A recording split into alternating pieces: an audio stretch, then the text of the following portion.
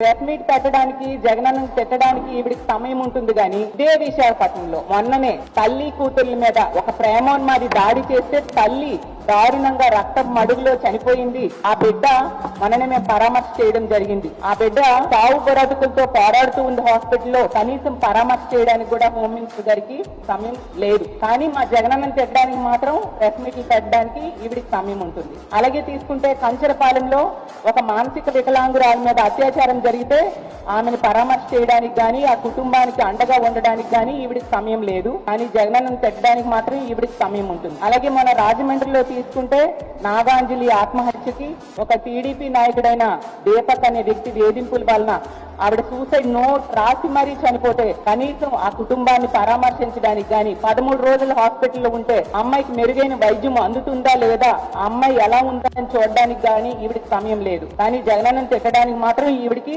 చెప్పలేనంత సమయం వచ్చేస్తూ ఉంటది. అలాగే ఈ రోజు ఈ రాష్ట్రంలో కూటమి ప్రభుత్వం అధికారం వచ్చాక రోజుకి 70 మంది మీద అత్యాచారాలు అఘాయిత్యాలు మహిళల మీద చిన్నారుల మీద జరుగుతూ ఉంటే వాటిని అరికట్టడం చేత కాదు గాని జగనన్నను తిట్టడానికి మాత్రం ఈవిడికి సమయం దొరుకుతుంది, తిట్టడానికి టైం కేటాయిస్తారు. అలాగే ఈ రోజు రాష్ట్రంలో మద్యం విచ్చలవిడిగా బెల్ షాప్ ద్వారా ఏరులై పాడుతూ ఉంది. దానిని మాత్రం అరికట్టరు, జగనన్నని మాత్రం తిడతారు.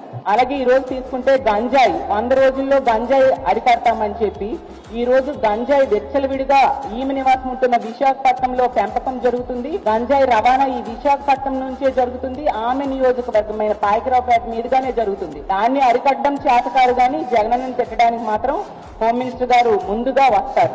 అందుకనే ఆవిడ హోమ్ మినిస్టర్ పదవి ఇచ్చారు. అందుకే ఆ హోమ్ మినిస్టర్ గా ఆవిడ పూర్తిగా విఫలమైందని మరీ చెప్తూ ఉన్నాం. ఆవిడ ఒక పాయకరావుపేట ఎమ్మెల్యే మాత్రమే.